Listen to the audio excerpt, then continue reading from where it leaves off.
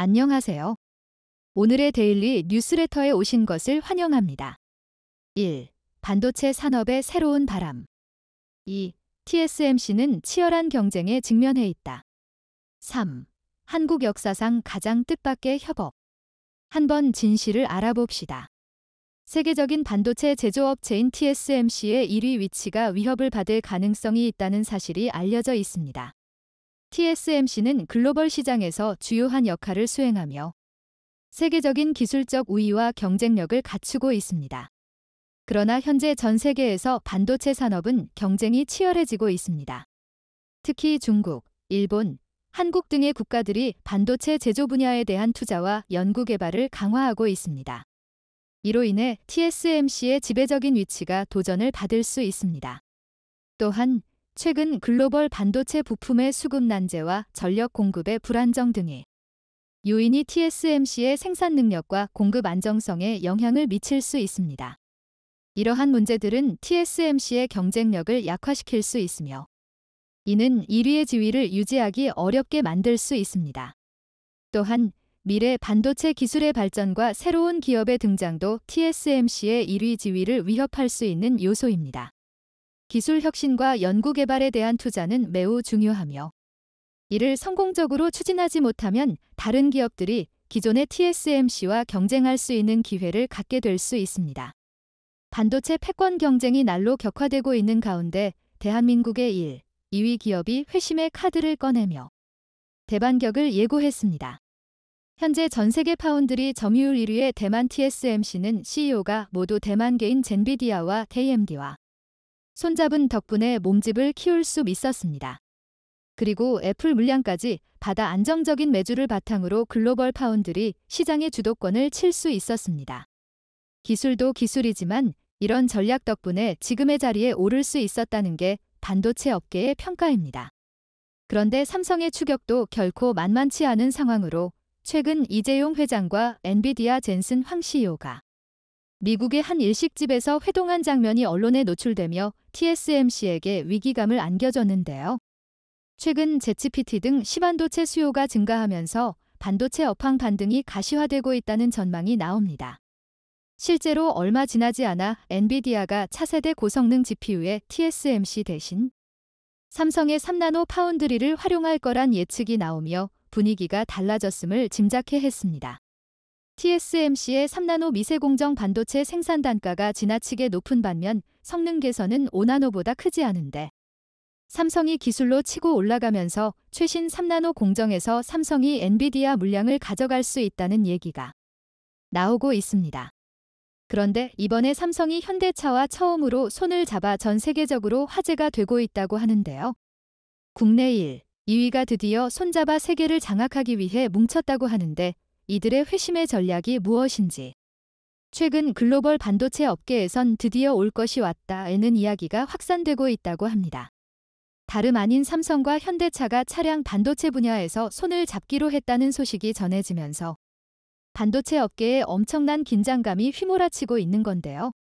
가뜩이나 반도체 패권을 두고 각국이 치열하게 경쟁하고 있는 상황에서 글로벌 시장에서 독보적인 지위를 보유한 두 기업이 머리를 맞대자 두려움이 벌써 앞서고 있기 때문입니다. 반도체 업계에 따르면 최근 현대차가 첨단운 전자 보조 시스템, 어데스와 인포테인먼트를 구현하는 핵심 칩 설계와 생산을 삼성에 맡긴 것으로 확인됐습니다. 반면에 삼성은 현대차가 요구하는 사항을 받아 해당 칩을 설계하고 선단 공정에서 생산을 해주기로 했는데요. 해당 소식이 글로벌 반도체 업계를 발칵 뒤집어 놓은 이유는 현대차와 삼성이 반도체 위탁 설계와 파운드리 계약을 맺은 게 사상 처음이기 때문입니다. 글로벌 시장에서 이름을 날리고 있는 두 기업의 험업이 비교적 쉬울 수도 있었을 텐데 어려웠던 건 선대 층수 시절 삼성자동차로 불거졌던 견제가 있었기 때문입니다. 실제로 이런 이유로 국내 양대 그룹이 협업하리라곤 그 어느 누구도 쉽게 생각하지 못했을 겁니다. 하지만 이번에 국내 재계 맞수인 삼성과 현대차가 차량용 반도체를 매개로 손을 잡으면서 이들 관계가 전기차, 자율주행차 시대를 맞아 협력을 확대할지 관심이 집중되고 있습니다. 그동안 현대차는 미국 퀄컴, 엔비디아, 인텔 등으로부터 반도체를 공급받았었는데요. 차량용 반도체는 차량의 안전성과 직결되는 부품 특성 때문에 장기간 협력 관계를 유지해온 반도체 기업들이 독차지해왔던 게 사실입니다. 삼성의 메모리 반도체 칩도 현대차에 탑재하긴 했지만 주요 공급업체는 아니었는데 감염병 사태 이후 현대차의 생각이 확 달라졌습니다. 국내에서 칩을 조달해야 할 필요성을 인식했기 때문입니다. 삼성의 경우 차량용 SoC 개발 이력이 적지 않은데 아우디 차량용 인포테인먼트용 SoC는 물론 테슬라가 처음으로 내재화한 오토파일럿용 SoC 역시 삼성이 설계와 양산을 성공적으로 해냈었습니다. 이에 따라 2020년 정의선 회장이 삼성 SDI 천안 사업장에, 이재용 회장은 같은 해 7월 현대차 남양연구소에 방문하는 등 본격적인 교류를 시작했는데 이런 협력의 결과물이 이번 차량용 반도체로 귀결된 겁니다. 이런 흐름 속에 앞서 7일 삼성이 차량용 프리미엄 인포테인먼트용 프로세서인 엑시노스 오토 V920을 현대차에 공급하기로 했다고 밝힌 건 의미가 무척이나 깊은데요. 제품 공급과 관련해 특별한 발표가 없었던 다른 관계사 사례와 달리 이번에 삼성의 잭시노스 오도 V920 공급 소식은 공식 발표로 공개됐기 때문입니다. 그만큼 미래차를 겨냥한 삼성과 현대차의 협력 관계가 공식화되는 신호라는 해석입니다.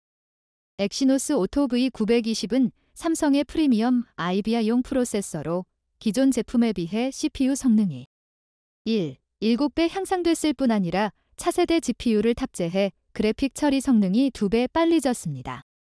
이를 통해 운전자는 고사양의 게임을 비롯해 더욱 실감나는 그래픽 사용자 인터페이스를 경험할 수 있다고 합니다. 이 외에도 최신 연산 코어를 적용해 신경망 처리 장치 성능도 7배 강화됐는데 운전자의 음성을 인식하고 상태를 감지하는 모니터링은 물론 주변을 빠르게 파악해 안전한 주행 환경을 제공합니다. 이런 삼성의 잭시노스 오토 V920은 2025년쯤이면 현대차 고급형 차량에 탑재된 것으로 보이는데요. 이렇게 삼성과 현대차의 첫 협업이 성공적으로 마무리된다면 현대차는 점진적으로 외산 비중을 줄여나가 삼성의 물량으로 대체할 것으로 전망됩니다. 실제로 자동차 시장 방향이 전기차, 자율주행차 쪽으로 바뀌면서 이전보다 고성능 차량용 반도체에 대한 수요가 느는 만큼 삼성과 현대차가 상호 보완적인 관계를 형성할 가능성이 높은데요.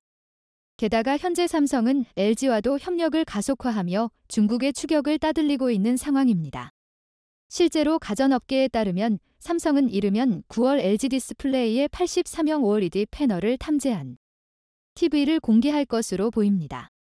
삼성은 최근 83형 OLED TV 모델에 대해 전파 인증을 완료했는데 통상 전파 인증 후 3개월 이내에 출시가 이뤄진다는 점에서 하반기 출시가 예상되는데요.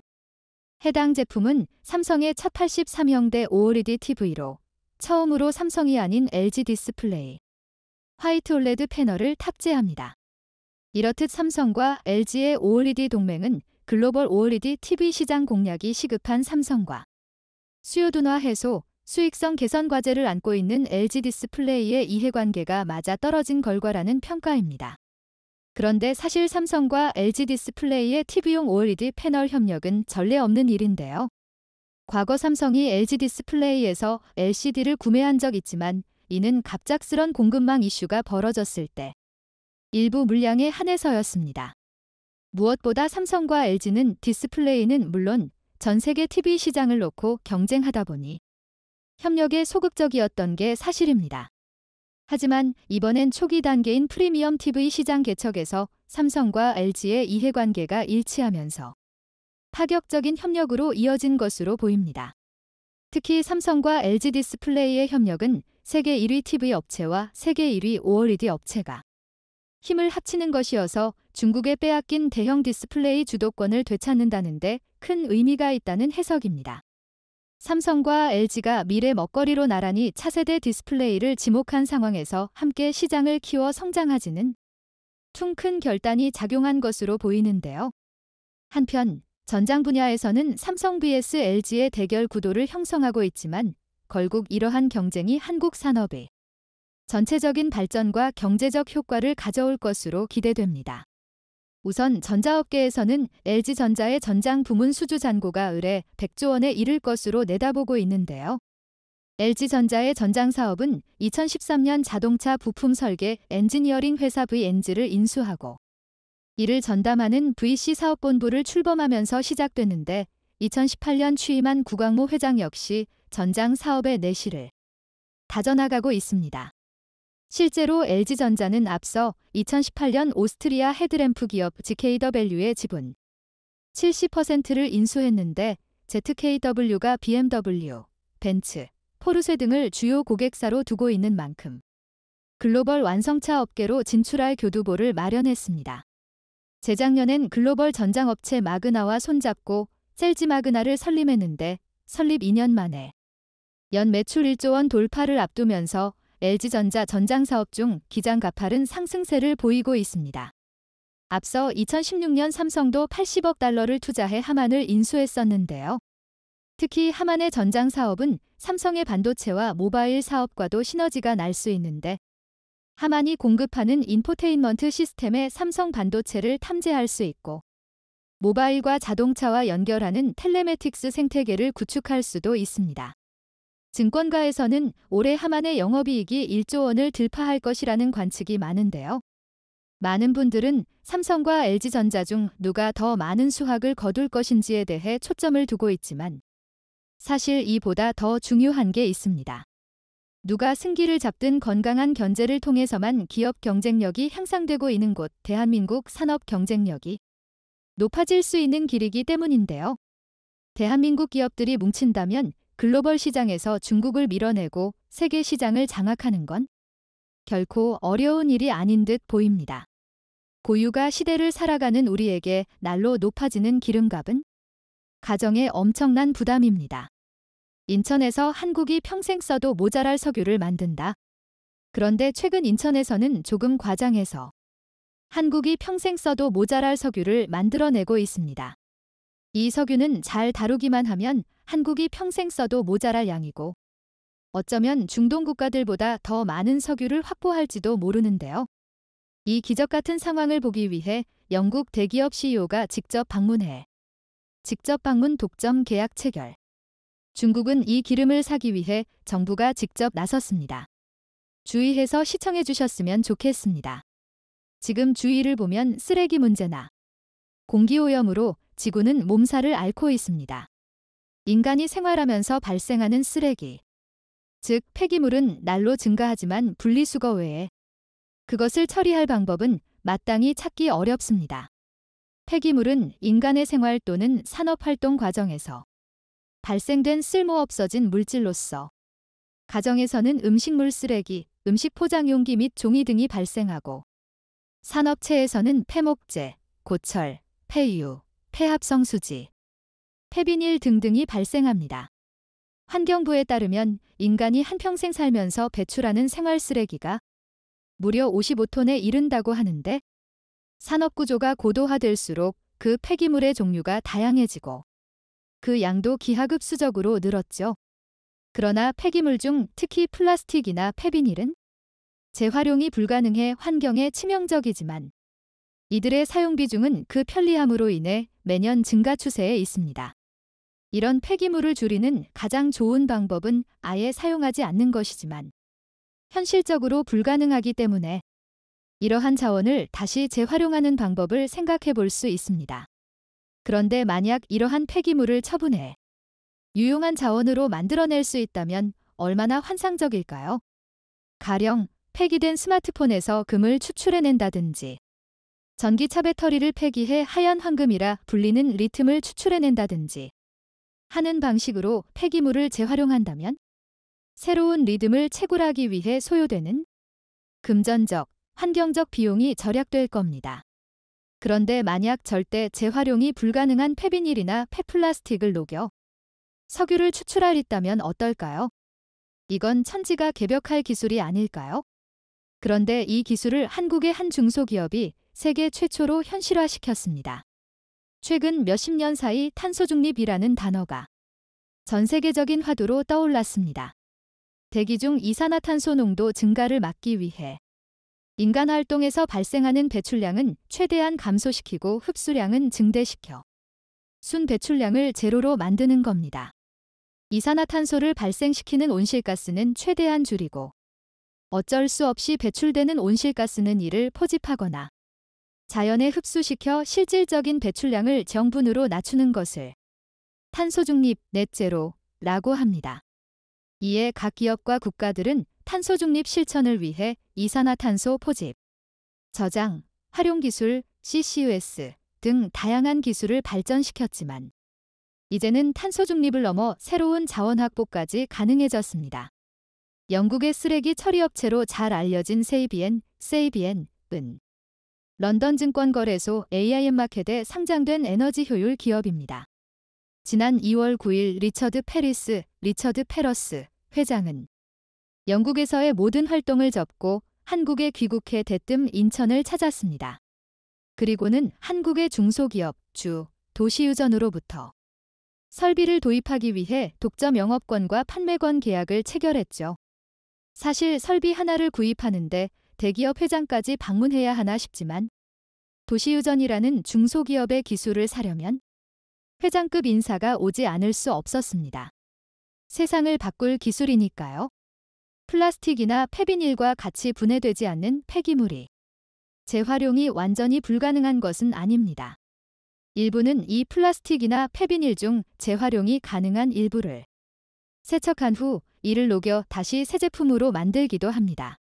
그리고 전 세계적으로 석유에서 추출해 만든 이 폐기물을 불에 녹여 다시 원료 또는 유류로 환원하는 유화환원, 규화환원 기술이 연구 중이지만 환경오염물질 배출과 고비용이라는 치명적인 단점을 해결하지 못한 상황입니다. 만약 400도 이상의 열을 통해 플라스틱과 폐비닐을 녹이면 이 열을 가하기 위한 화석연료가 필요하고 이들을 녹이는 과정에서 또 다른 환경오염물질이 발생됩니다. 그러나 도시유전은 이 두 문제를 해결했습니다. 이를 태우는 방식이 아니라 파장을 통해 낮은 온도에서 녹이는 방식을 세계 최초로 개발했기 때문이죠. 도시유전의 정명훈 대표가 개발한 파동에너지를 이용한 폐플라스틱 분해 처리 기술은 세계 최초로 열분해 기술이 아닌 파장을 이용해 폐플라스틱을 분해하는 원천 기술입니다. 자체 개발한 세라믹볼에서 발생된 파장으로 플라스틱과 비닐을 분해한 후 다시 원래 모습인 석유로 되돌리는 기술인데요. 플라스틱이나 비닐이 석유에서 추출된 납사 등으로 만들어지는데 이를 다시 석유로 되돌린다는 것은 불가능해 보였지만 정영훈 대표는 이를 분자, 고리를 끊어내는 기술로 해결했습니다.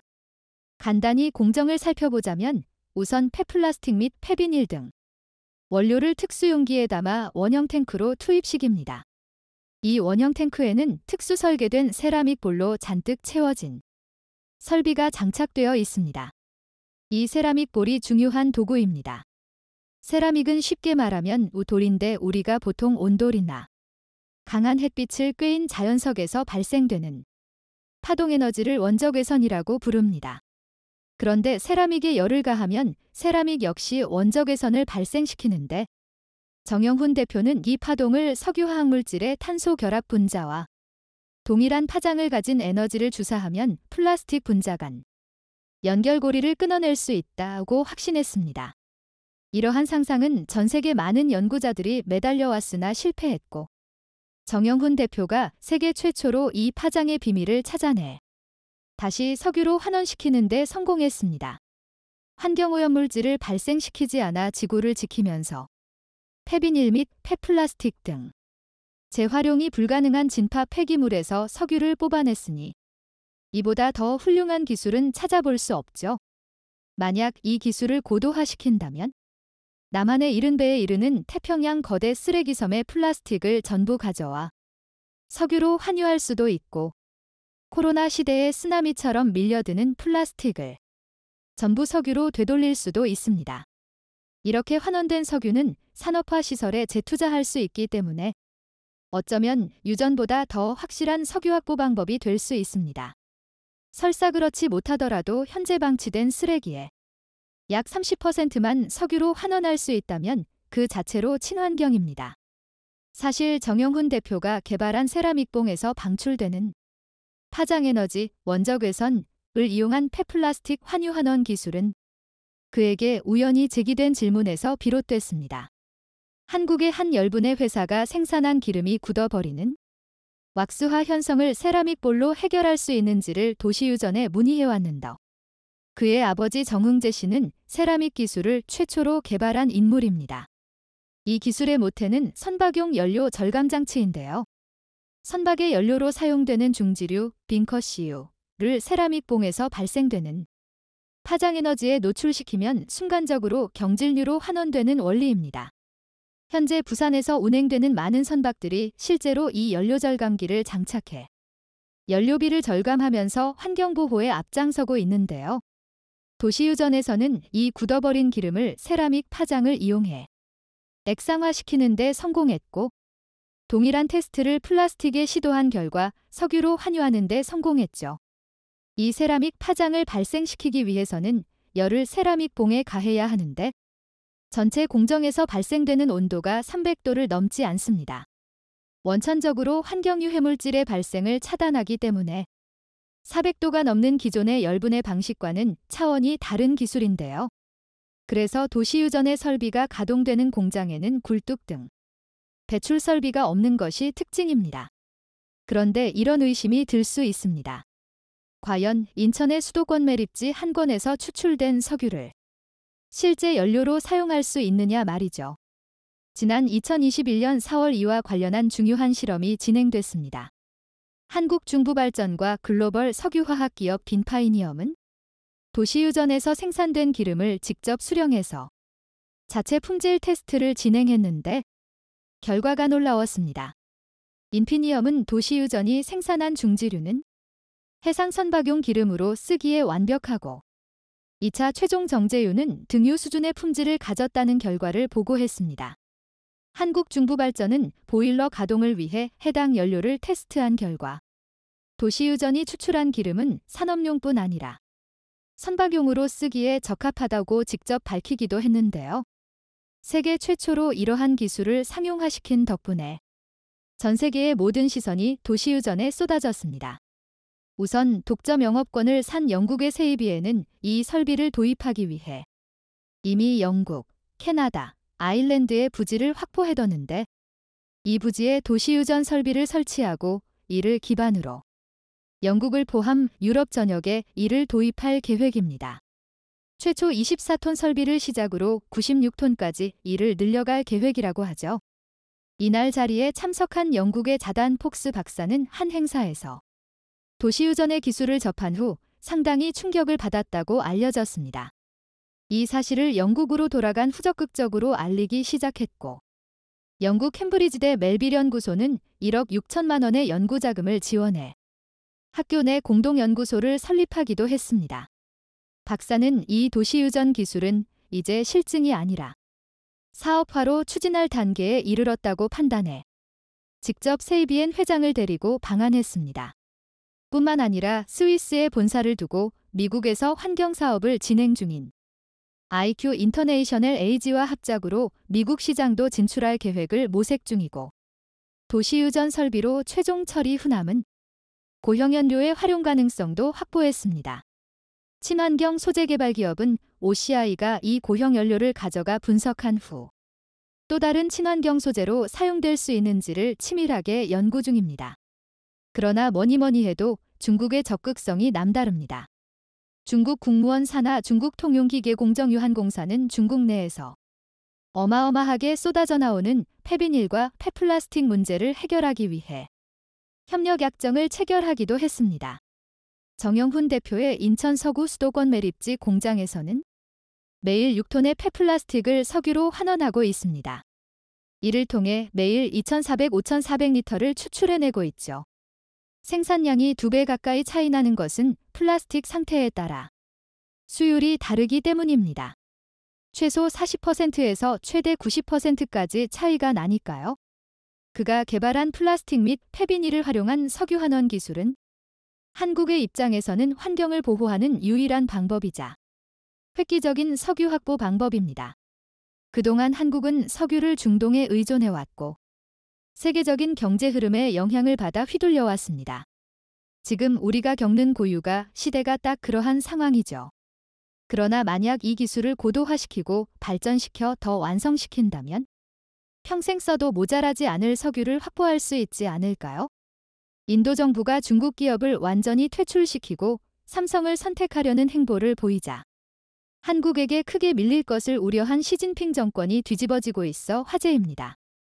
그간 인도 시장에서 삼성을 밀어내고 1위를 차지했던 샤오미가 대타격을 받고 있으며 중국 업체 500여 곳이 비슷한 일을 당할까 두려움에 떨고 있는 상황입니다. 중국과 인도는 각각 인구 14억 명 정도의 세계 1, 2위 국가입니다. 양국의 GDP는 1980년대만 해도 비슷한 수준이었지만 이후 5배 차이로 벌어진 바 있습니다. 이에 인도는 2014년 중국을 따라잡기 위해 5년간 4천억 루피, 524조 원을 투자해 스마트폰 등 전자산업을 육성한다는 계획을 세우기도 했습니다. 외국 기업이 인도에서 제품을 만들 경우 매출 증가분의 4에서 6%를 보조금으로 지급하기로 했던 것입니다. 삼성이나 폭스콘, 그리고 샤오미 등이 인도에 본격 공장을 세우기 시작한 것도 이 시점부터입니다. 2014년 인도에 진출한 샤오미는 이듬해 폭스콘 공장에 35억 달러를 투자한 후 현지에서 스마트폰을 생산하기 시작했고 3년 만에 판매량 1위로 오른 바 있습니다. 삼성이 장악한 글로벌 시장을 빼앗기 위해 저가 공세를 펼쳐왔던 것입니다. 샤오미 전체 수입의 49%는 중국 외 시장에서 발생하는 상황입니다. 그중 중국 업체들이 가장 중점을 둬던 나라는 인구 대국 인도입니다. 인도는 중국 다음으로 많은 약 11억 명의 무선 가입자 수를 보유하고 있습니다.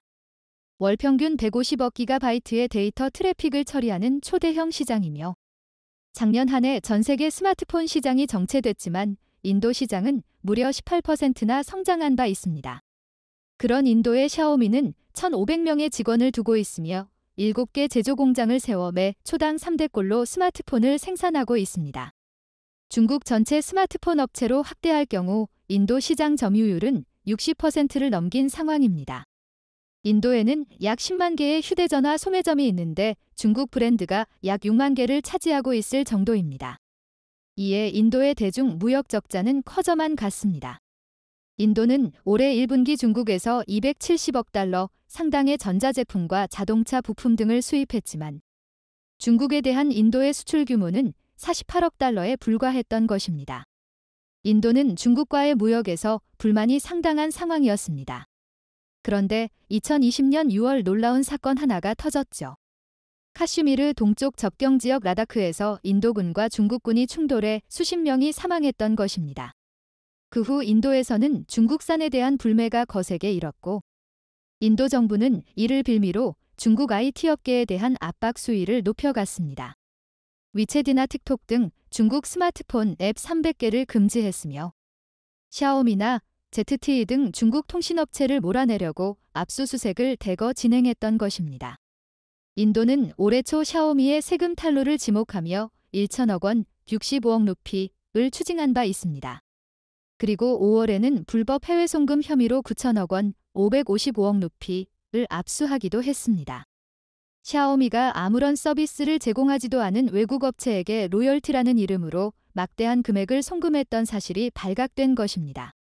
중국 모 회사의 지시에 따라 송금했던 것인데 위반 사실이 확정된다면 탈세 금액의 3배 이상의 벌금을 물어야 하는 상황입니다. 그런데 중국 업체의 부정행위는 샤오미만의 일이 아니었습니다.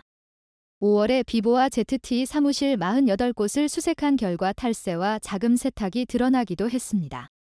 총 매출 158억 달러 중 거의 50%를 중국에 불법 송금한 것이 발각됐고 인도 당국은 비보와 연관된 119개의 은행 계좌에서 760억 원을 압수해버렸습니다. 지난달 13일에는 비슷한 혐의로 중국 스마트폰 기업 오포에게도 7천억 원대의 세금 폭탄을 매겼습니다. 이 밖에 화웨이, 알리바바 등 500개 중국 기업이 조사 대상으로 찍혀 중국 내 분위기는 그야말로 쑥대밭이 되고 있는 상황입니다.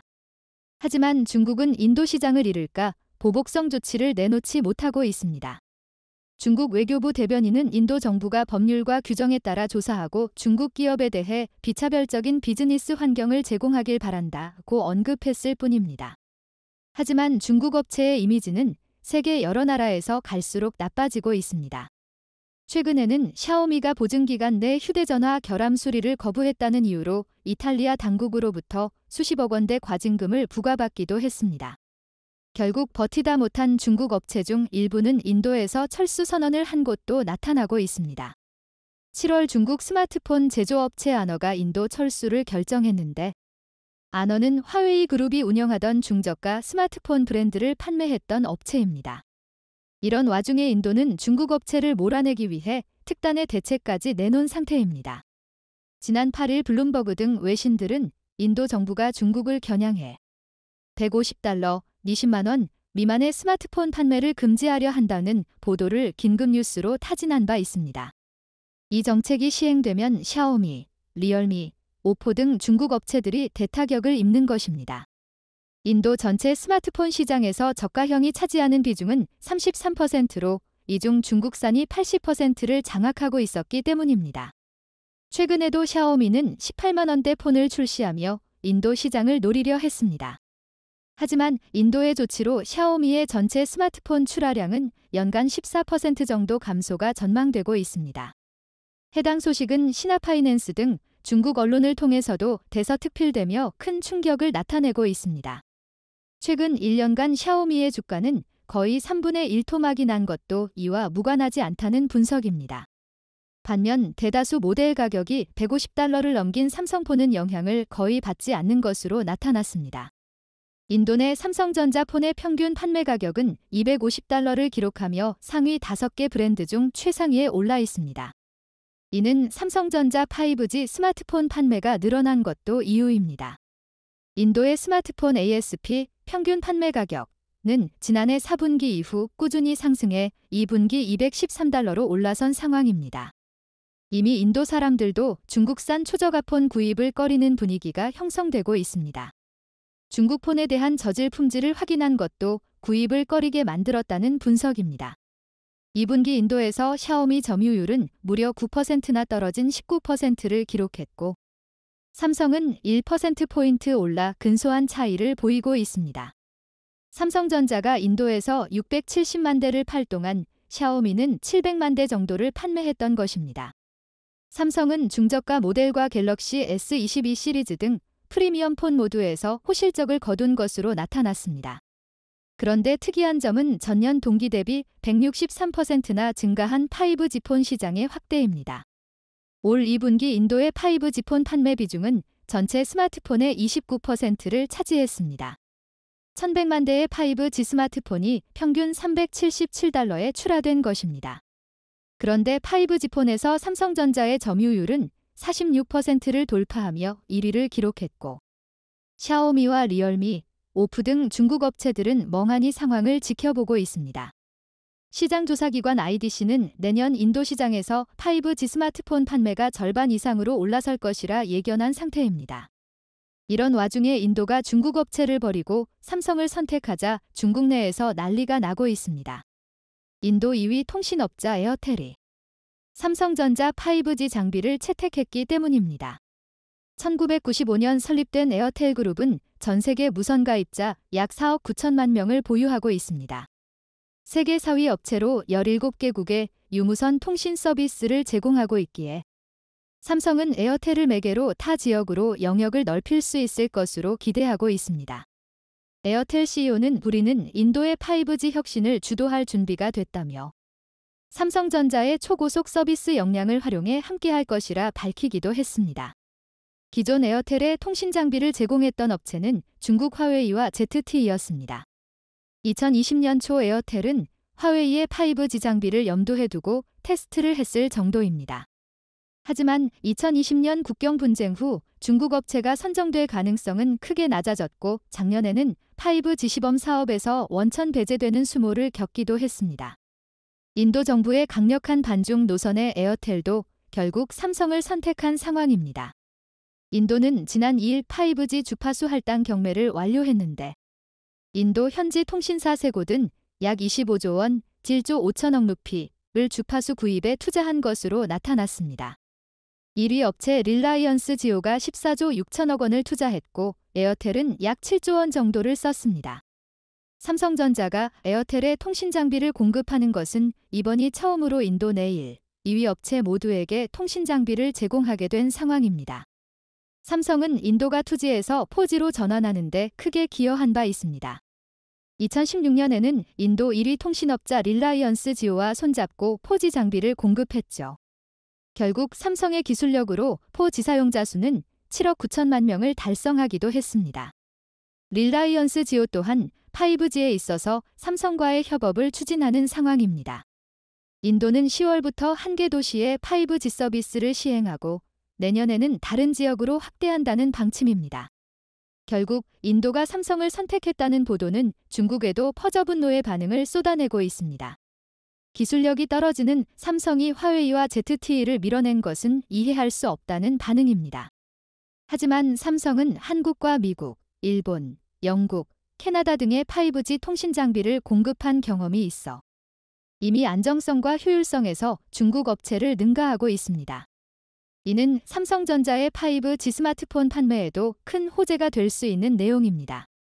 삼성전자 인도 노이다 공장 생산 능력은 연 1억 2천만 수준입니다.